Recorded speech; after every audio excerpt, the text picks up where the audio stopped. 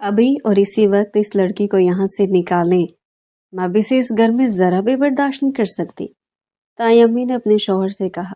آئزل وہیں پر سہمی ہوئی کھڑی تھی۔ کچھ دیر پہلے تائی امی نے اسے اور اس گھر کے ملازم زین کو کمرے میں بند کر کے آئزل پر بد کرداری کا الزام لگا دیا تھا۔ تائی ابو نے فوراً آئزل اور زین کا نکاح پڑھایا اور اسے گھر سے نکال دیا۔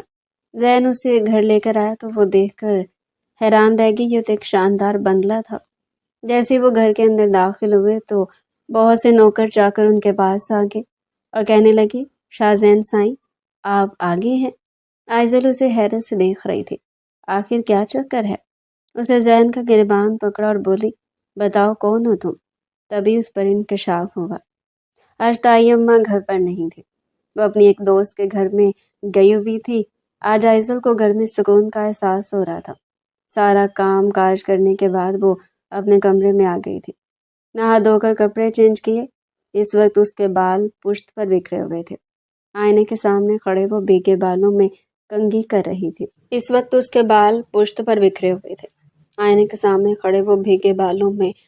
کر رہی تھی۔ جب دروازہ ایک دہاڑ کی آواز کے ساتھ کھلا تھا، وہ ہڑبڑا کر پیچھے پلٹی تھی۔ حماد دروازے میں کھڑا جانچتی ہوئی نظروں سے اسے سر سے لے کر پاؤں تک دیکھ رہا تھا۔ اس کے ہونٹوں پر ایک عجیب سی مسکراہٹ آ گئی تھی۔ آئزل حماد کو غیر متوقع طور پر اپنے سامنے دیکھ کر بری طرح گھبرا گئی۔ وہ اپنا دوپٹہ اٹھانے کے لیے بیڈ کی طرف بڑھی تھی۔ اس سے پہلے کہ اس کا ہاتھ دوپٹے تک پہنچتا، حماد اس کے پاس آ گیا تھا اور اسے بازو سے پکڑ کر اپنے قریب کر لیا۔ آئزل کی دھڑکنیں اتھل پھتل ہونے لگی تھی۔ وہ بری طرح گھبرا گئی تھی۔ ناگواری کی ایک لہر اس کے پورے وجود میں جا گئی تھی۔ یہ کیا کر رہے ہیں آپ؟ پیچھے ہٹ جائیں۔ اور آپ اس طرح سے میرے کمرے میں کیوں آئے ہیں؟ آپ کو بغیر اجازت کسی کے کمرے میں نہیں جانا چاہیے۔ یہ بہت غلط بات ہے۔ لگتا ہے آپ سارے اخلاقیات بھول چکے ہیں۔ وہ طنزیہ انداز میں بولی تو حماد ایک زوردار کہکا لگا کر ہنس پڑا تھا۔ میں اخلاقیات نہیں بھولا، مجھے سب کچھ اچھے سے یاد ہے، مگر لگتا ہے کہ تم اپنی اوقات ضرور بھول رہی ہو۔ بھولو مت کہ تم اس گھر میں صرف اور صرف میری وجہ سے رہ رہی ہو۔ اگر میں ماں سے بول دوں تو وہ تمہیں دھکے مار کر یہاں سے نکال دیں گے۔ تمہاری اوقات ہی کیا ہے؟ ایک 2 کی معمولی سی لڑکی ہو تم، اور اس بات پر ایسے کرتی ہو جیسے تم کسی رئیس آدمی کی بیٹی ہو۔ حماد اس کے چہرے کے قریب اپنا چہرہ لا کر زہریلے لہجے میں بولا تو اس پل وہ آئزل کو بے تحاشا زہر لگا تھا۔ آئزل کو اس سے نفرت کا احساس ہونے لگا تھا۔ یہ سچ تھا کہ وہ ان کے گھر میں رہنے پر مجبور تھی، انہی کے ٹکڑوں پر پل رہی تھی، مگر وہ اتنی بھی گئی گزری لڑکی نہیں تھی، بلکہ اس گھر میں اس کا آدھا حصہ بنتا تھا۔ اس گھر کے آدھے حصے کی وہ بھی مالک تھی، مگر دایا تائی سے بہت ڈرتی تھی۔ وہ ان کی مرضی کے خلاف کوئی بات نہیں کر سکتی تھی، جبکہ حماد بھی آئزل کو زج کرنے کا کوئی موقع ہاتھ سے جانے نہیں دیتا تھا۔ جب سے زرینہ بی بی کو پتہ چلا تھا کہ حماد آئزل کو پسند کرتا ہے، تب سے انہیں آئزل سے شدید نفرت کا احساس ہونے لگا تھا۔ وہ چاہتی تھی کہ اپنے بیٹے کی دھوم دھام سے کسی امیر قریب گھرانے میں شادی کرے، اسے دیکھ کر لوگوں کی آنکھیں پھٹی کی پھٹی رہ جائیں، مگر حماد ان کے سارے خوابوں کو چکنا چور کرنے کے لیے درپے تھا۔ کسی یتیم مسکین لڑکی کے ساتھ شادی کر کے وہ ان کے سارے خوابوں کو روند ڈالنے والا تھا، اور وہ اتنی آسانی سے ہار ماننے والوں میں سے نہیں تھے۔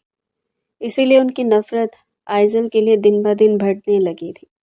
آئزل نے ایک جھٹکے سے حماد کو خود سے دور کیا تھا۔ آپ مجھ سے فاصلے پر رہا کریں، بہانے سے میرے قریب آنے کی کوشش مت کیا کریں، ورنہ میں تایا کو آپ کی شکایت لگا دوں گی۔ اس کے دھمکی بھرے انداز پر حماد کا کہکا بے ساختہ گونجا تھا۔ اچھا کیا کہو گی بابا جان سے؟ اور کیا وہ تمہاری باتوں پر یقین کر لیں گے؟ ہاں، ایک ایک قدم اس کی طرف بڑھاتے ہوئے اس کے بالوں کی لٹ کو اپنے ہاتھ سے چھوتے ہوئے بولا تو آئزل کو اپنے چہرے پر گویا بچھو رینگتا محسوس ہونے لگا تھا۔ اب آپ اپنی حد سے بڑھ رہے ہیں، مجھ سے فاصلے پر ہو جائیں، خبردار اگر میرے قریب آئے تو۔ حماد نے دلچسپی سے اس کے وجود کو دیکھا تھا۔ آئزل تم بہت خوبصورت ہو، ماننا پڑے گا کہ اللہ نے تمہیں بہت ہی زیادہ حسن سے نوازا ہے، اور وہ دن کب آئے گا جب میں اس حسن کو خراج تحسین پیش کروں گا۔ حماد کی بے باکی پر آئزل کا چہرہ سرخ پڑ گیا تھا۔ اسے پہلے کہ وہ کوئی سخت جواب دیتی، دروازے پر قدموں کی چاپ سنائی دی تھی۔ ان دونوں نے بے ساختہ دروازے کی طرف دیکھا تھا، جہاں پر زرینہ بی بی کھڑی غصے سے آئزل کو گھور رہی تھی۔ اچھا، تمہیں آج موقع مل گیا میرے بیٹے پر اپنے ناز و انداز لٹانے کا، اسے اپنی ادائیں دکھا کر اپنی طرف مائل کرنے کا۔ ہاں بھائی بی بی، تم تو اسی دن کا انتظار کر رہی تھی کہ کب میرے بیٹے کو پھنسانے کا موقع ملے اور کب تم اس پورے گھر پہ راج کر سکو، مگر میرے جیتے جی ایسا کبھی نہیں ہو سکتا۔ تمہارے ہی خواب میں کبھی پورا نہیں ہونے دوں گی۔ تم اتنی گھٹیا لڑکی ہو، اس کا مجھے اندازہ تک نہیں تھا۔ آئزل کا چہرہ تب کر لال ہو چکا تھا۔ تائی بغیر سوچے سمجھے آپ مجھ پر اس طرح کا الزام نہیں لگا سکتی۔ اس وقت میں آپ کے بیٹے کے کمرے میں نہیں بلکہ آپ کا بیٹا میرے کمرے میں ہے۔ آپ اس سے پوچھیں کہ یہ آپ کی غیر موجودگی میں میرے کمرے میں کیوں آیا، کیا لینے کے لیے؟ میں نے کچھ غلط نہیں کیا، مجھے تو ایسا سوچتے ہوئے بھی شرم آتی ہے۔ بہت خوب، وہ تو مجھے نظر آ رہا ہے کہ تم کتنی شرمیلی ہو۔ تمہارے یہ ناز و انداز شریف لڑکیوں والے نہیں ہیں۔ اس کے انداز پر چوٹ کرتے ہوئے بولی تو اس نے جلدی سے دوپٹہ اٹھا کر اپنے وجود کے آس پاس لپیٹ لیا تھا۔ غصے سے ایک نظر حماد پر ڈالی تو وہ گھبرائے ہوئے انداز میں کمرے سے نکل گیا تھا۔ جاتے جاتے وہاں سے کہنے لگا، مجھے بہت بھوک لگی تھی، میں آئزل سے ہی کہنے کے لیے آیا تھا کہ کھانا دے دے، مگر اس نے مجھے باتوں میں لگا لیا۔ جیسا آپ سمجھ رہے نا امی، ویسا کچھ نہیں ہے۔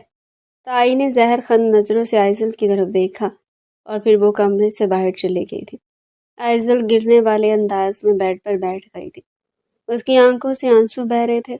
کتنی بے بس تھی وہ، کیسے ان لوگوں کے ہاتھوں میں کٹ پتلی بن کر رہ گئی تھی۔ کبھی تو وہ اس گھر کی مالکن تھی، کیسے شہزادیوں کی طرح ماں باپ نے پالا تھا، اس گھر میں رکھا تھا، مگر ان کی موت کے بعد سب کچھ بدل گیا تھا۔ اس گھر میں وہ مالکن سے نوکرانی بن گئی تھی اور اپنوں کی بدلتی ہوئی نظروں نے اسے اندر سے غائل کر دیا تھا۔ کل تک یہی تایا اس پر جان دیتے تھے اور دائی کی زبان بیٹی بیٹی کہتے ہوئے نہیں تھکتی تھی۔ اکثر وہ اسے کہتی تھی کہ کاش اللہ نے مجھے بھی بیٹی دی ہوتی، میری بہت خواہش تھی کہ میری ایک ماں کی بیٹی بنوں، میں ایک ماں کی بیٹی بنوں، مگر اللہ نے مجھے بیٹی نہیں دی۔ تب آئزل کی ماں ہنستے ہوئے کہتی کہ آئزل بھی تو آپ کی ہی بیٹی ہے، اور وہ آئزل کے باہر ہی صدقے جانے لگتی تھی۔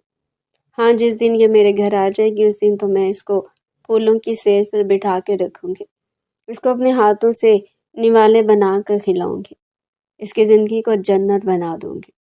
اور اب قسمت نے آئزل ان کے در پہ لا کر پھینک دیا تھا اور وہ اپنے سارے داموں سے مکر گئی تھی، اور آئزل کو انہوں نے گویا جوتے کی نوک پہ رکھ لیا تھا۔ سب سے پہلا کام انہوں نے سارے نوکروں کو چھٹی دینے کا کیا تھا۔ آج سے گھر کے سارے کام تم ہی کرو گے، کھانا بھی بناؤ گی، صفائیاں بھی، اور باقی کام بھی تمہارے ذمے ہیں۔ میں نے سگرا، موسی اور جمیلہ کو کام سے نکال دیا ہے۔ وہ اس وقت اپنے ماں باپ کی تصویروں کو سینے سے لگائے کمرے میں بیٹھی ہوئی رو رہی تھی، ہراساں نظروں سے اس کمرے کو دیکھ رہی تھی جسے کل تک اسٹور روم کا درجہ حاصل تھا۔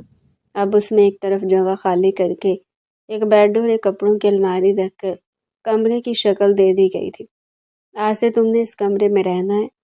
اس نے پھٹی پھٹی آنکھوں سے اس کمرے کو دیکھا تھا، جہاں پر اس کمرے میں میرا دم گھٹے گا۔ میں کبھی بھی اتنے چھوٹے کمرے میں نہیں رہی۔ آپ جانتی تو ہیں کہ میرا کمرہ کتنا بڑا تھا۔ وہ تائی سے بولی تو ان کے لبوں پر تنزیہ مسکراہٹ تھی۔ وہ تمہارے ماں باپ کا گھر تھا، مگر اب تمہارے ماں باپ اس دنیا سے چلے گئے، اس لیے تم اب اسی گھر میں رہو گی اور جیسے ہم لوگ چاہیں گے تمہیں ویسے ہی رہنا پڑے گا۔ تائی کا بدلہ انداز اسے بہت کھلا تھا، مگر کچھ کہہ نہیں سکی کیونکہ اس وقت وہ ان کے رحم و کرم پر تھی، اور پھر ایک کے بعد ایک صدمہ اس پر آنے لگا تھا۔ اس کے باپ کا گھر بھی بکوا دیا گیا تھا اور جو اس کی جگہ تھی اس پر بھی تایا نے قبضہ کر لیا۔ کچھ مہینے گزرے تو انہوں نے آئزل سے کہہ دیا کہ بزنس میں بہت نقصان ہو رہا ہے، تمہارے باپ نے بہت سا قرضہ لے رکھا تھا، جو بھی پیسہ تھا وہ قرضے میں اڑ گیا۔ بھلا کیا ضرورت تھی اسے سود پر قرضہ لینے کی، برکت ہی ختم ہو جاتی ہے۔ ताई ने उसकी बात को आगे बढ़ाते हुए कहा। आइजल हैरान परेशान रह गई। पापा को कर्जा लेने की क्या जरूरत थी, और वो भी सूद पर? मैंने इस बारे में कभी माँ और पापा से नहीं सुना। आपको गलत फहमी हो गई है।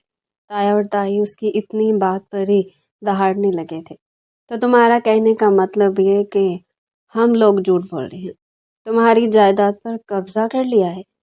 अरे बीबी, मत भूलो कि हमारे पास खुदा का दिया बहुत कुछ है। हमें तुम्हारी या किसी की जायदाद पर कब्जा करने की ज़रूरत नहीं है। हमारे घर में रुपए पैसे किसी चीज़ की कमी नहीं है, और अगर तुम्हें कोई ऐसी खुशफहमी है तो उसे अपने दिल से निकाल दो। आइजल खामोश हो गई थी। ना चाहते हुए भी उसे उसके ताया और ताई के बातों पर यकीन कर लिया था। उसके पास इसके अलावा कोई रास्ता नहीं था। इन्हीं दिनों उसका रिजल्ट आ गया था। शानदार नंबरों से ग्रेजुएशन उसने पास कर ली थी। जब ताया से आगे हायर एजुकेशन पढ़ने की बात की तो उनसे पहले ही ताई बोल पड़ी थी। अरे इतने अखराजात हैं, पहले ही घर में एक के बाद एक खर्चा आता जा रहा है, और कल को तुम्हारी शादी भी करनी है। अब तुम्हारा बाप तो कुछ छोड़ कर नहीं गया, इस वजह से सब कुछ हमें ही करना पड़ेगा। जहेज भी, शादी के सारे अखराजात भी हमें उठाने पड़ेंगे। कैसे होगा ये सब? अगर तुम्हारा यूनिवर्सिटी में एडमिशन करवा दिया तो हमारा हाथ बहुत तंग हो जाएगा, और तुम्हारे ताया का कारोबार भी सही नहीं चल रहा। वो अपने हाथ को लहराते हुए बोली थी, जिस हाथ में उन्होंने 8 सोने की चूड़ियां पहन रखी थी, जो अभी कुछ दिन पहले उन्होंने नए डिज़ाइन की बनवाई थी। कुछ दिन पहले तक तो घर के हालात बहुत अच्छे थे, नई गाड़ी भी ली गई थी, और अब अचानक से हालात का रोना। आइजुल को समझने में देर नहीं लगी कि अब उसकी ज़िंदगी बहुत तंग होने वाली है। उसकी ज़िंदगी की सबसे बड़ी ख्वाहिश थी कि वो पढ़ लिख कर किसी काबिल बनेगी, और अब इस ख्वाब से अभी दस्तबरदार होना पड़ा। उसने किताबें मंगवा ली थी और घर पर बैठकर तालीम मुकम्मल करने का इरादा कर लिया था। इन्हीं दिनों हमाद भी इंग्लैंड से वापस आ गया था। जब उसने आइजुल को देखा तो उसके होंठ सीटी के अंदाज में सिकुड़ गए थे। माँ, ये कौन है? आइजल है, तुम्हारे चचा की बेटी। ये अब हमारे साथ ही रहती है। उनका लहजा मुकम्मल तौर पर बेजदारी का था। हमाद पिछले 7 साल से अमेरिका में मुकीम था। अपनी पढ़ाई के सिलसिले में वो अमेरिका गया था, और अब पढ़ाई मुकम्मल करके वापस आया था। पहली नज़र में उसने आइजुल को पहचाना नहीं था। ये तो बहुत खूबसूरत है। जब मैंने देखा था तो तब बहुत दुबली पतली थी, और अब तो खासी खूबसूरत हो गई है। वो उस पर बेबाक नजरें टिकाते हुए बोला तो आइजल को उसकी नज़रों से सख्त कराहत आई थी। वो वहाँ से उठकर चली गई थी। अरे अगर किसी लड़की की तारीफ की जाए तो वो तो बहुत खुश होती है, और ये लगता है इसे अपनी तारीफ सुनना अच्छा नहीं लगता। ताई को तो बहाना चाहिए होता था आइजल के खिलाफ बोलने के लिए। अभी उसके खिलाफ जहर उगलने लगी थी। बहुत पुर्जे निकाल लिए हैं इस लड़की ने।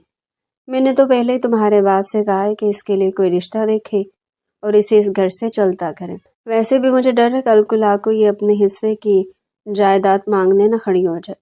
तुम्हारे बाप से कहा भी था कि कागजात तैयार करवा कर इसे दस्तखत करवा लें, मगर तुम्हारा बाप मेरी कोई बात माने तब ना।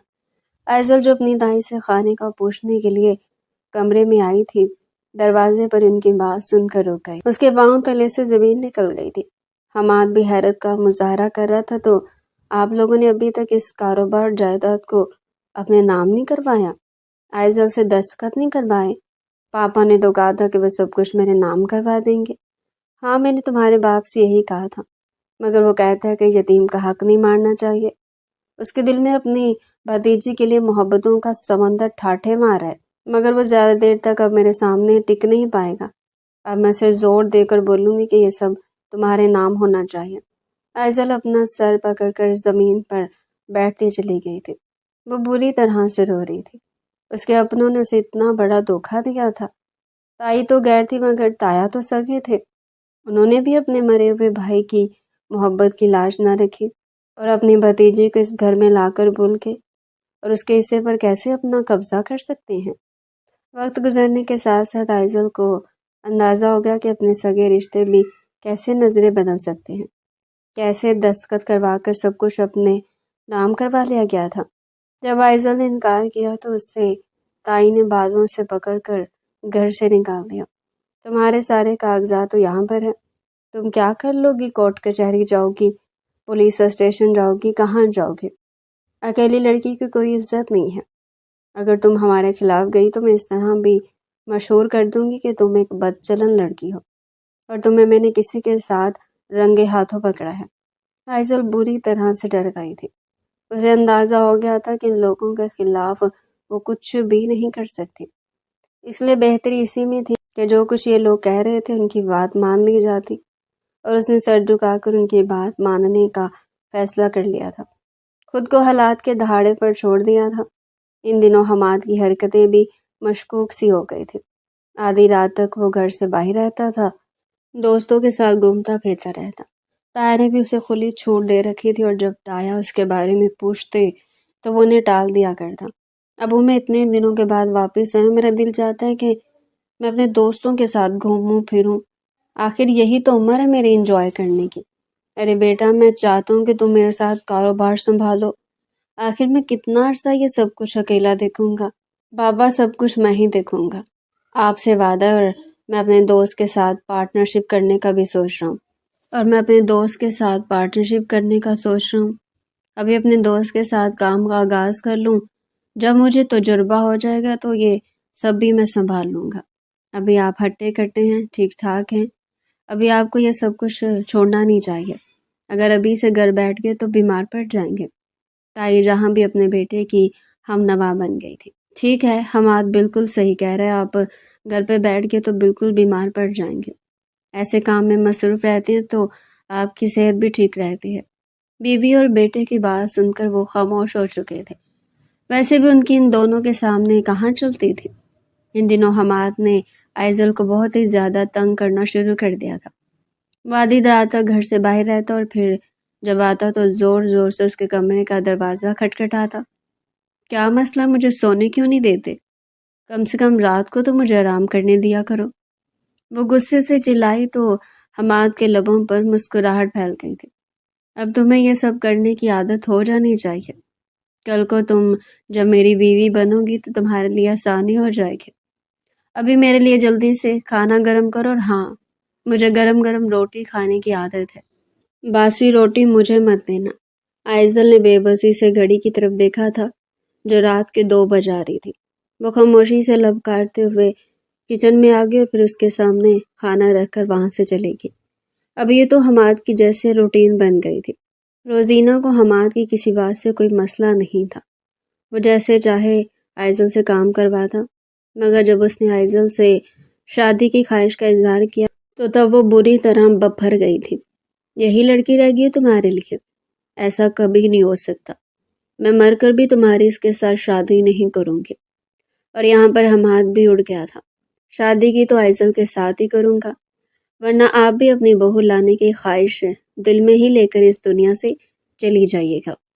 اگر آئزل میری بیوی نہیں بنے گی تو کوئی اور بھی میری بیوی نہیں بن سکتی۔ روزینہ سر تھام کے رہ گئی تھی، جانتی تھی کہ وہ بیٹے کے سامنے زیادہ دیر تک اپنے فیصلے پر قائم نہیں رہ سکے گی، کیونکہ وہ ضدی بھی تھا اور ان سے زیادہ ہٹ دھرم بھی۔ وقت آہستہ آہستہ سبق رفتاری سے گزر رہا تھا، سب کچھ معمول کے مطابق ہی تھا۔ آئزل کی زندگی میں نہ کوئی تبدیلی تھی، نہ کوئی ہلچل۔ ان دنوں اس کے پیپرز ہو رہے تھے۔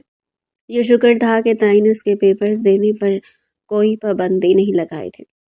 صبح اٹھ کر وہ گھر کے کام کاج کرتی اور پھر کتابیں لے کر بیٹھ جاتی، اور پیپر دینے کے لیے بھی وہ اسی طرح تائی کے آگے پیچھے ہو کر کام سر انجام دیتی تاکہ وہ اس کے مقصد میں رکاوٹ نہ بنے۔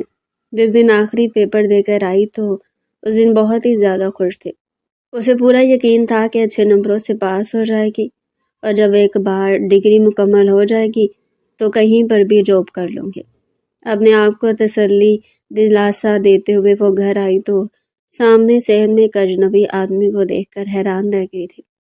اس گھر میں تائی کے میکے والے اکثر آتے تھے اور تایا کے رشتہ دار بھی آتے تھے، مگر وہ لوگ یوں پورے گھر میں دندناتے ہوئے نہیں پھرتے تھے۔ کون ہے یہ؟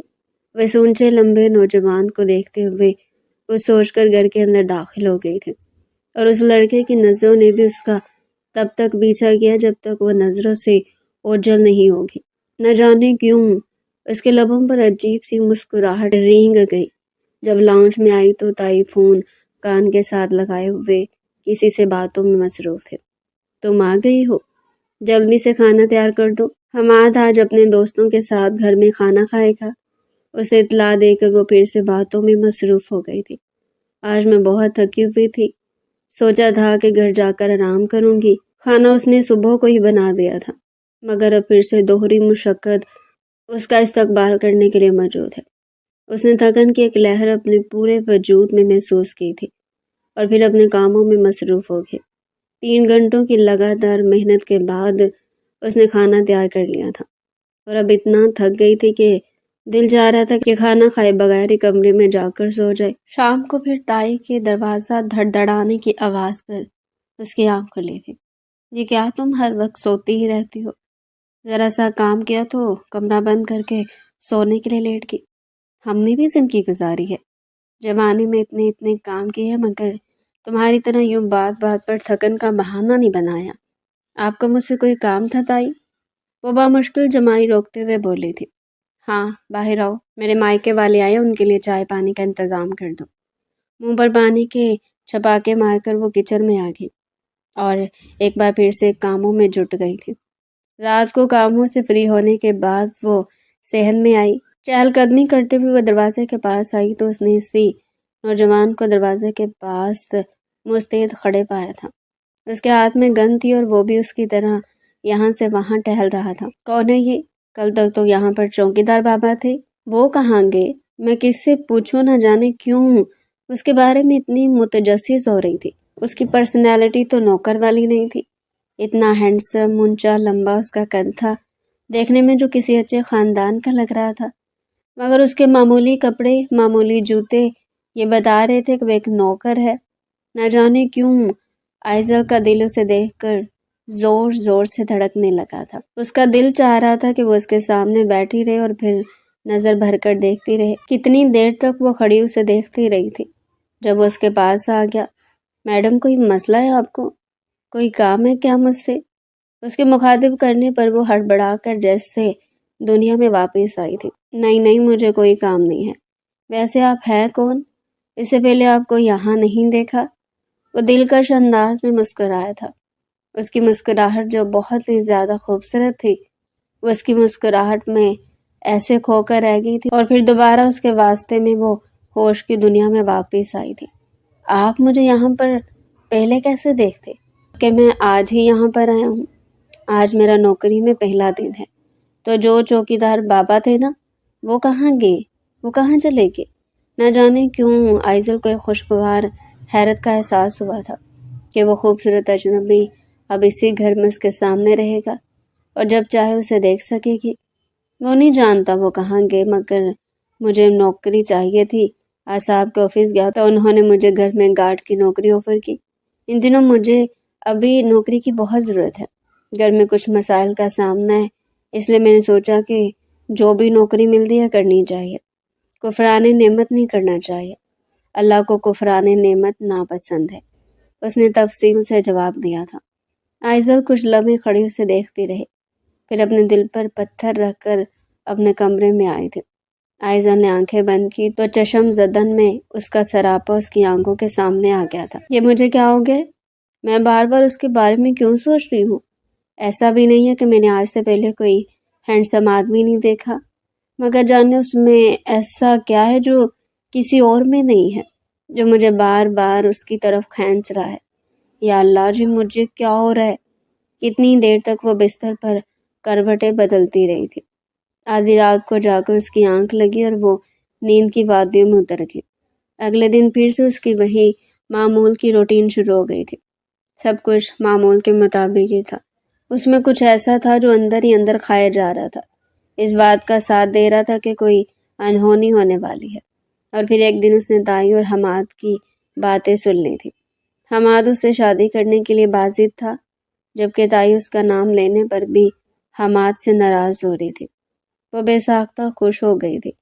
چلو اچھا ہے، زندگی میں پہلی بار مجھے تائی کی نفرت اچھی لگی ہے۔ تائی کی نفرت ہی مجھے حماد سے نجات حاصل کرنے میں مدد کرے گی۔ وہ نہیں جانتی تھی کہ اس کی یہ خوشی عارضی ثابت ہونے والی ہے۔ روزینہ کے دل میں جو آئزل کے لیے نفرت اور زہر تھا، اس کی زندگی کو تباہ کرنے کے لیے سازشیں کر رہی تھی، اور آئزل اس بات سے بے خبر اپنی ہی دنیا میں مگن تھی۔ وہ چوری چوری نظروں سے زین کی طرف دیکھتی، نظروں کی چوری پکڑی جانے پر شرمندہ سی ہو کر رہ جاتی۔ نہ جانے کیوں اسے زین کو دیکھنا، اسے سوچنا اچھا لگنے لگا تھا۔ اس کا دل چاہتا کہ وہ اس کی نظروں کے سامنے رہے، مگر یہ کہاں ممکن تھا کہ 24 گھنٹے وہ اسی کا انتظار کرتی رہتی، بہانے بہانے سے شہر میں جاتی اور پھر اس کا دیدار کر کے واپس اپنے کام میں مصروف ہو جاتی۔ اس دن وہ دوپہر کو کھانا بنا رہی تھی جب تائی نے اسے کہا کہ اسٹور روم سے جا کر جتنے بھی لحاف ہیں نا، انہیں باہر چھت پر جا کر ڈال دو۔ ابھی موسم تبدیل ہونے والا ہے تو ان لحافوں کو دھوپ لگوا دو۔ مگر تائی، میں کھانا بنا رہی ہوں، اور آج آپ نے بولا تھا کہ مہمان آنے والے ہیں۔ اگر کھانے میں دیر ہوگی تو کچھ نہیں ہوتا، جو کام پہلے کہا ہے نا وہ کرو، کھانے کو میں دیکھ لیتی ہوں۔ آئزل انہیں نہ سمجھنے والے انداز میں دیکھتی رہی، پھر ان کی بات مان کر وہ اوپر والے اسٹور روم میں آ گئی تھی۔ جیسے ہی وہ اوپر اسٹور روم میں گئی تو انہوں نے زین کو بھی اوپر بھیج دیا تھا۔ ایک کام کرو، اوپر اسٹور میں جا کر آئزل کی مدد کرو، کوئی سامان ہے جو باہر نکالنا ہے۔ جی اچھا۔ زین اس کی بات سن کر اوپر چلا گیا تھا۔ جیسے وہ کمرے میں گیا تو تائی نے باہر سے کنڈی لگا دی۔ اسی وقت انہوں نے اپنے شوہر کو فون کر کے گھر پر بلا لیا تھا۔ دوسری طرف حماد کو بھی کال کر کے کہنے لگی کہ جس کے لیے تم تڑپ رہے تھے نا، شادی کرنے کے لیے مر رہے تھے، آج اس کے کرتوت اپنی آنکھوں سے دیکھ لو۔ ہمیشہ میں نے تمہیں سمجھانے کی کوشش کی، مگر تم نے میری بات نہیں سمجھی۔ آج دیکھو وہ کیا گل کھلا رہی ہے۔ ان کا منصوبہ مکمل تھا، مگر تم نے میری بات نہیں سمجھی۔ آج دیکھو وہ کیا گل کھلا رہی ہے۔ ان کا منصوبہ مکمل تھا، اب اپنی جیت پر کہہ لگا رہی تھی۔ آئزل پیٹی سے لحاف نکال کر باہر رکھ رہی تھی، جب زین کی آواز سن کر وہ اچھل کر پیچھے پلٹی تھی۔ لحاف میں آپ کی مدد کر دیتا ہوں، کون سا سامان باہر نکالنا ہے؟ اس نے آئزل سے پوچھا تو وہ حیران نظروں سے دیکھنے لگی تھی۔ آپ کو یہاں کس نے بھیجا؟ آپ کی تائی نے بھیجا ہے، وہ دلچسپی سے اس کے چہرے کو دیکھتے ہوئے بولا۔ مگر یہ کام تو میں کر لوں گی، ہمیشہ میں یہ کام کرتی ہوں۔ آپ جا کے اپنا کام کریں، مجھے آپ کی مدد کی ضرورت نہیں ہے۔ وہ نہ جانے کیوں اس کی اتنی قربت سے گھبرا رہی تھی۔ کمرہ چھوٹا سا تھا اور وہ اس کے انتہا سے زیادہ قریب کھڑا تھا۔ جب دروازہ بند ہوا تو وہ دونوں جیسے ہوش کے دریا میں پلٹے تھے۔ یہ کیا ہوا؟ دروازہ کس نے بند کیا؟ زین جلدی سے دروازے کے پاس گیا، دروازہ باہر سے بند تھا۔ ایزل کے دل کی دھڑکنیں اس وقت تھم گئی جب دروازے کے باہر بھاری قدموں کی آہٹ آئی، اور پھر تالا کھلنے کی کرخت آواز نے پورے کمرے کے سناٹے کو چیر دیا۔ جیسے دروازہ کھلا، سامنے کا منظر دیکھ کر آئزل کے پیروں تلے سے زمین نکل گئی۔ تایا، ابا، حماد اور محلے کے 2-3 معززین وہاں کھڑے تھے۔ زرینہ بی بی نے ایک مکارانہ مسکراہٹ کے ساتھ سب کی طرف دیکھا اور پھر ایک دم سے دہاڑ کر بولی، دیکھ لیا آپ سب نے اپنی آنکھوں سے، میں جھوٹ نہیں بول رہی تھی۔ یہ لڑکی جسے ہم نے یتیم سمجھ کر پناہ دی، اس نے ہمارے گھر کی عزت کو خاک میں ملا دیا۔ اس بدچلن لڑکی کو میں نے اس نوکر کے ساتھ رنگے ہاتھوں پکڑ لیا ہے۔ آئزل کا رنگ پھک پڑ گیا، وہ کانپتے ہوئے چلائی، تائی امی، خدا کا خوف کریں، آپ نے خود زین کو اوپر بھیجا تھا، میں تو یہاں صرف لحاف نکال رہی تھی۔ زین نے بھی آگے بڑھ کر سنجیدگی سے کہا، تایا صاحب، یہ سب ایک غلط فہمی ہے۔ تائی جی نے مجھے خود کہا تھا کہ ایزل بی بی کی مدد کروں، لیکن زرینہ بی بی نے ان کی بات کاٹتے ہوئے آسمان سر پر اٹھا لیا۔ خاموش ہو جاؤ تم دونوں، اب مزید جھوٹ بولنے کی ضرورت نہیں ہے، تم نے ہمارے اعتماد کا خون کیا ہے۔ حماد کا چہرہ غصے سے تمتما رہا تھا، اسے یقین نہیں آ رہا تھا کہ وہ لڑکی جس کے لیے وہ پاگل تھا، وہ ایک معمولی گارڈ کے ساتھ اس حال میں ملے گی۔ تایا ابا نے نفرت سے آئزل کی طرف دیکھا اور سرد لہجے میں کہا، اب کوئی صفائی کام نہیں آئے گی، تم نے ہماری پگڑی اچھالی، اب اس کا ایک ہی حل ہے کہ تم دونوں کا ابھی اور اسی وقت نکاح پڑھایا جائے اور تم دفع ہو جاؤ اس گھر سے۔ ایزل کے لیے یہ فیصلہ موت کے پروانے سے کم نہ تھا۔ وہ تایا کے قدموں میں گر گئی۔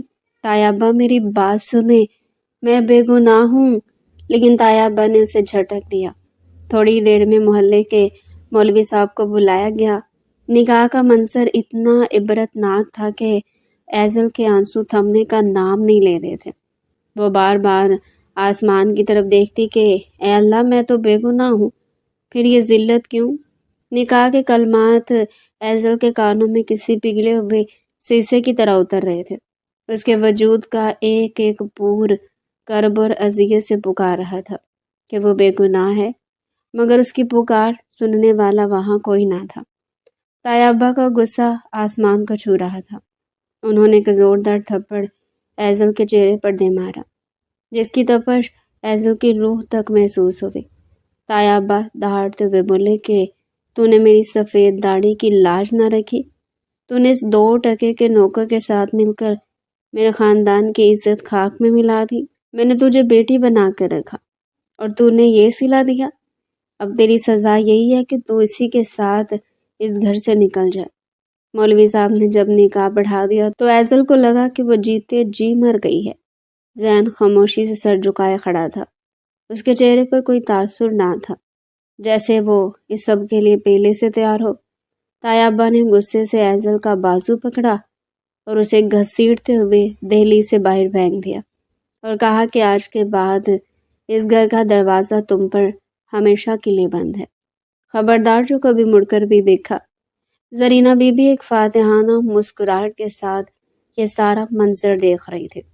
انہوں نے حماد کے قریب جا کر اس کے کندھے پر ہاتھ رکھا اور زہریلے لہجے میں بولی کہ دیکھا بیٹا، دیکھا میرے بچے، میں کہتے تھی نا یہ لڑکی تمہارے لائق نہیں ہے۔ دیکھ لیا، اس نے ایک معمولی گارڈ کے ساتھ اپنی اوقات دکھا دی۔ اب تم اس کا غم چھوڑو، میں تمہاری شادی اپنی بھانجی نائلہ سے کرواؤں گی، جو شکل و صورت اور خاندان میں تمہارے برابر ہے۔ حماد جو اب تک صدمے اور غصے کی کیفیت میں تھا، اپنی ماں کی باتوں میں آ گیا۔ اس نے سوچا کہ واقعی ایزل نے اسے دھوکہ دیا ہے۔ اس نے نفرت سے تھوکتے ہوئے کہا کہ ٹھیک ہے امی، آپ جہاں کہیں گی میں شادی کر لوں گا، مجھے اس بدچلن لڑکی سے اب کوئی لینا دینا نہیں ہے۔ زرینہ بی بی نے اسی وقت اپنی بہن کو فون کیا اور نائلہ کا رشتہ پکا کر دیا۔ ادھر زین نے ایزل کا ٹوٹا ہوا بکسا اٹھایا اور اسے سہارا دے کر ٹیکسی میں بٹھایا۔ ایزل پورے راستے خاموش رہی۔ اس کی آنکھوں سے آنسوؤں کا سیلاب تھمنے کا نام ہی نہیں لے رہا تھا۔ وہ سوچ رہی تھی کہ اب اس کی زندگی کسی کچی بستی یا فٹ پاتھ پہ گزرے گی، مگر جب ٹیکسی شہر کے سب سے مہنگے اور وی آئی پی علاقے میں داخل ہوئی تو اس نے حیرت سے گرد و پیش کو دیکھا۔ گاڑی ایک ایسے عالی شان بنگلے کے سامنے رکی جس کی بلندی دیکھ کر انسان کی ٹوپی گر جائے گی۔ گیٹ پر موجود مسلح محافظوں نے زین کو دیکھتے ہی چاکو چو بند ہو کر سلیوٹ مارا۔ ایزل کی آنکھیں پھٹی کی پھٹی رہ گئی۔ وہ حیرانی سے بنگلے کے در و دیوار کو دیکھ رہی تھی، جہاں ہر طرف نفاست اور دولت بکھری ہوئی تھی۔ زین اسے لے کر اندر داخل ہوا تو ملازموں کے ایک قطار ان کے استقبال کے لیے کھڑی تھی۔ ایزل نے سہم کر زین کا ہاتھ پکڑ لیا اور کانپتی آواز میں پوچھا، زین یہ سب کیا ہے؟ یہ کس کا گھر ہے؟ تم تو ایک معمولی نوکر تھے، پھر یہ اتنی دولت، یہ محل جیسا گھر کہاں سے آیا؟ اگر تم اتنے امیر تھے تو تم ہمارے گھر میں نوکر بن کر کیوں رہ رہے تھے؟ تمہارا اصل مقصد کیا ہے؟ زین نے اس کے سوالوں کا کوئی سیدھا جواب نہیں دیا۔ اس نے بس ایزل کی آنکھوں میں گہرائی سے دیکھا اور بڑی سنجیدگی سے کہا کہ ایزل، ابھی ان سوالوں کا وقت نہیں ہے، بس اتنا جان لو کہ تم یہاں محفوظ اور یہ تمہارا ہی گھر ہے۔ وقت آنے پر میں تمہیں ایک ایک بات بتا دوں گا، ابھی مجھے ایک بہت ضروری کام سے نکلنا ہے، تم آرام کرو۔ زین نے اسے ایک عالی شان کمرے میں منتقل کیا اور خود وہاں سے فوراً نکل گیا۔ ایزل اسے پکارتی رہ گئی مگر وہ مڑ کر نہ دیکھا۔ ایزل کے لیے سب کسی طلسماتی کہانی جیسا تھا۔ وہ ایک ہفتے تک اس بڑے سے گھر میں قید ہو کر رہ گئی۔ زین کا کچھ پتہ نہ تھا وہ کہاں گیا ہے۔ وہ روز ملازموں سے پوچھتی کہ تمہارا صاحب کہاں ہے، مگر وہ سب بس اتنا کہتے کہ میڈم ہمیں کچھ بتانے کی اجازت نہیں ہے، صاحب جب چاہیں گے خود آ جائیں گے۔ ایزل پورا دن اس بنگلے کے وسیع اور اس لان اور کمروں میں گھومتی رہتی۔ اس نے دیکھا کہ وہاں کی سیکیورٹی بہت سخت تھی، ہر طرف کیمرے لگے تھے اور گارڈز پہرا دے رہے تھے۔ اسے رہ رہ کر دایا کا گھر یاد آتا، جہاں حماد کی شادی کی تیاریاں زور و شور سے چل رہی تھی۔ زرینہ بی بی نے نائلہ کو گھر بلا لیا تھا اور شادی کی رسمیں شروع ہو گئی تھی۔ نائلہ ایک نہایت خود غرض اور مکار لڑکی تھی۔ اس نے آتے ہی گھر پر اپنی دھونس جمانا شروع کر دی تھی، مگر زرینہ بی بی اپنی جیت کی خوشی میں اس کی بدتمیزیوں کو نظر انداز کر رہی تھی۔ حماد بھی اب آئزل کو بھلا کر نائلہ کے سحر میں گرفتار ہونے کی اداکاری کر رہا تھا، حالانکہ اس کے دل میں اب بھی آئزل کی یاد ایک کسک بن کر چبھتی تھی، مگر وہ اپنی انا کی خاطر خاموش تھا۔ شادی والے دن پورے گھر کو دلہن کی طرح سجایا گیا تھا۔ تایا باپ بھی آئزل کے دکھ میں نڈھال تھے، مگر برادری کے ڈر سے خاموش بیٹھے تھے۔ ادھر آئزل بنگلے کی کھڑکی سے باہر دیکھتے ہوئے سوچ رہی تھی کہ اس کی تقدیر اسے کہاں لے آئی ہے۔ اسے زین کی خاموشی سے ڈر لگ رہا تھا۔ وہ سوچتی کہ کہیں زین اسے کسی نئی مصیبت میں تو نہیں ڈال دے گا۔ وہ روزانہ آئینے کے سامنے کھڑی ہو کر خود سے سوال کرتی کہ ایک ہفتہ گزر گیا، مگر وہ شخص واپس کیوں نہیں آیا؟ کیا وہ بھی اسے چھوڑ گیا ہے؟ ملازم اس کی ہر ضرورت کا خیال رکھتے تھے، بہترین کھانے اور قیمتی لباس اس کے قدموں میں تھے، مگر اس کا دل ان چیزوں میں نہیں لگ رہا تھا۔ اسے تو بس ان سوالوں کے جواب چاہیے تھے جو اسے چین نہیں لینے دے رہے تھے۔ دوسری طرف حماد اور نائلہ کا نکاح ہو چکا تھا اور نائلہ باقاعدہ اس گھر کی بہو بن کر آ چکی تھی۔ زرینہ بی بی بہت خوش تھی کہ انہوں نے آئزل کو نکال کر اپنا راستہ صاف کر لیا ہے، مگر وہ نہیں جانتی تھی کہ نائلہ ان کے لیے وہ عذاب بن کر آئی ہے جو ان کی زندگی بھر کی کمائی اور سکون غارت کر دے گی۔ حماد اب راتوں کو دیر سے گھر آنے لگا تھا اور نائلہ کی فرمائشیں پوری کرتے کرتے اس کا دم نکلنے لگا تھا۔ آئزل کو اس سب کی کوئی خبر نہیں تھی، وہ تو بس زین کے انتظار میں گھڑیاں گن رہی تھی۔ ایک ایک پل اس پر بھاری گزر رہا تھا۔ اسے رہ رہ کر اپنا وہ نکاح یاد آتا جو مجبوری میں ہوا تھا۔ وہ سوچتی کہ کیا زین واقعی اس کا شوہر ہے یا یہ سب کوئی ڈرامہ ہے۔ اسے زین کی وہ باوقار شخصیت یاد آتی جو ایک گارڈ کے روپ میں بھی سب سے الگ دکھتی تھی۔ اس نے سوچا کہ زین نے اسے بچایا یا اسے کسی بڑے جال میں پھنسایا ہے، مگر اس بنگلے کی خاموشی اسے کوئی جواب نہیں دے رہی تھی۔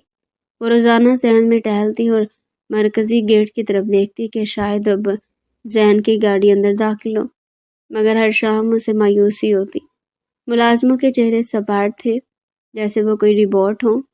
آئزل کو محسوس ہوتا کہ وہ ایک سونے کے پنجرے میں قید ہو گئی ہے جہاں سب کچھ ہے مگر اپنا کہنے والا کوئی نہیں۔ اس نے فیصلہ کر لیا تھا کہ جب زین واپس آئے گا تو وہ اسے صاف صاف کہے گی کہ مجھے یہاں سے جانے دو، مجھے ایسی دولت نہیں چاہیے جو مجھے خوف زدہ کرے۔ مگر اسے کیا معلوم تھا کہ زین باہر اس کی زندگی کے دشمنوں کے گرد گھیرا تنگ کر رہا تھا اور وہ مشن اب اپنے آخری مراحل میں تھا جس کی خاطر زین نے اتنی بڑی قربانی دی تھی اور اپنا سب کچھ داؤ پر لگا دیا تھا۔ تایا ابا کے گھر میں نائلہ نے پہلی ہفتے اپنا رنگ دکھانا شروع کر دیا تھا۔ اس نے زرینہ بی بی سے صاف کہہ دیا تھا کہ میں کچن کا کام نہیں کروں گی اور مجھے الگ سے ملازمت چاہیے۔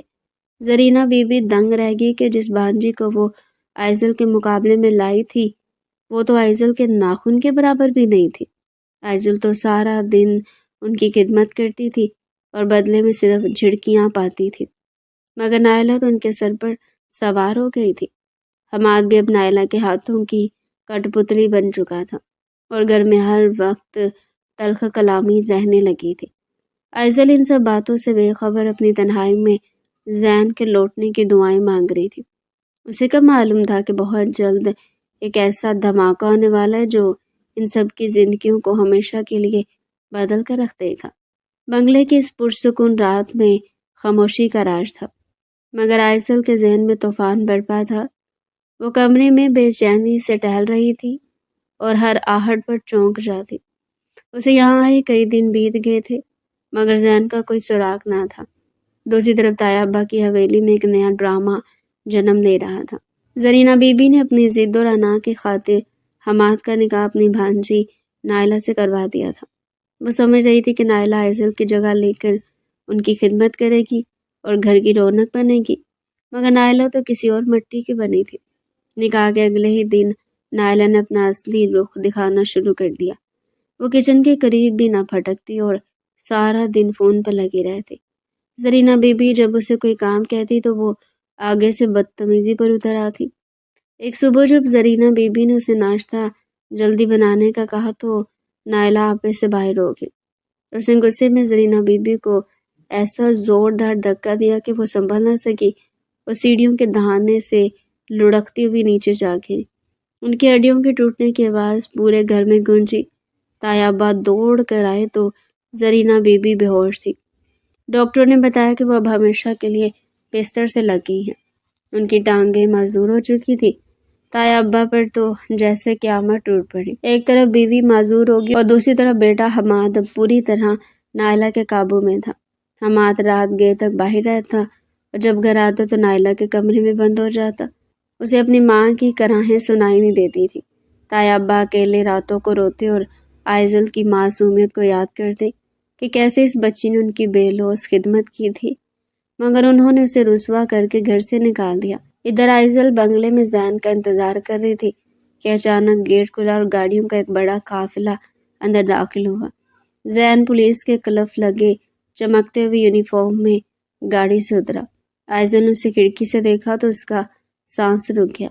زین سیدھا اس کے پاس آیا۔ آئزل نے کانپتی آواز میں پوچھا، زین تم اس وردی میں کیوں ہو؟ زین نے اسے صوفے پر بٹھایا اور اس کا ہاتھ تھام کر نہایت سنجیدگی سے کہا، آئزل میں ایک ایس پی ہوں اور میں تمہارے گھر میں گارڈ بن کر صرف اس لیے رہ رہا تھا کیونکہ مجھے حماد کو رنگے ہاتھوں پکڑنا تھا۔ تمہارا کزن حماد معصوم لڑکیوں کی اسمگلنگ کرنے والے خطرناک گروہ کا حصہ ہے۔ وہ شہر کی غریب لڑکیوں کو نوکری کا جھانسہ دے کر اغوا کرتا ہے۔ میں نے آج اسے اس کے خفیہ ٹھکانے پر چھاپا مار کر گرفتار کر لیا ہے۔ وہ اب سلاخوں کے پیچھے اور اسے کبھی معافی نہیں ملے گی۔ آئزل کا سر چکرا گیا۔ اسے یقین نہیں آ رہا تھا کہ جس حماد کے لیے اسے گھر سے نکالا گیا وہ اتنا گھٹیا مجرم تھا۔ زین نے آئزل کی آنکھوں میں دیکھتے ہوئے کہا کہ میں نے تمہاری جائیداد کے تمام کاغذات بھی قبضے میں لے لیے ہیں۔ اب تمہارا سب کچھ تمہارے پاس واپس آئے گا، مگر اب تمہیں اس جاہل خاندان کی ضرورت نہیں ہے کیونکہ اب تم میری زندگی ہو۔ آئزل زین کے سینے سے لگ کر پھوٹ پھوٹ کر رو تھی۔ اسے لگا جیسے برسوں کا بوجھ اس کے دل سے اتر گیا ہو۔ حماد کی گرفتاری کی خبر جیسی گھر پہنچی، نائلہ نے ایک پل ضائع کیے بغیر طلاق کا مطالبہ کر دیا۔ اسے حماد سے محبت نہیں تھی بلکہ اس کی نظر دولت پر تھی۔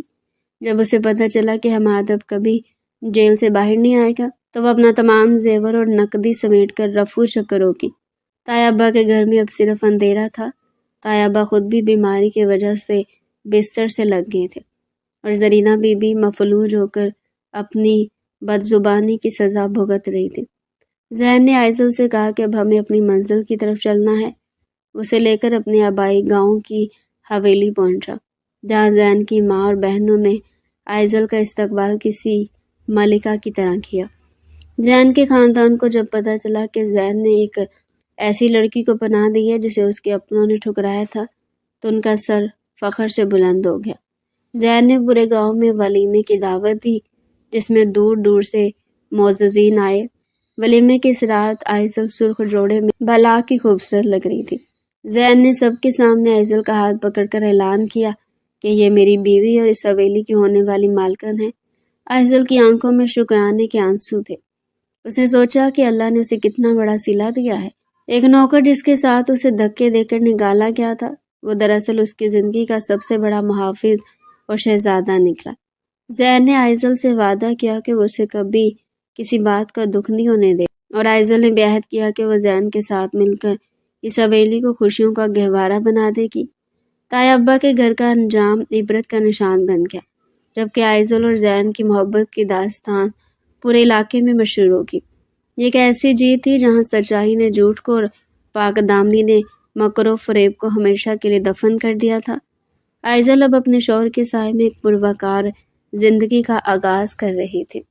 پیارے ناظرین، یہ تھا آج کا ہمارا انٹرسٹنگ سا ناول۔ مزید اگر آپ ایسے ہی ناول ہمارے چینل پر ڈیلی سننا چاہتے ہیں تو چینل کو سبسکرائب کریں، ویڈیو کو لائک کریں اور کمنٹ سیکشن میں اپنی رائے لازمی دیں۔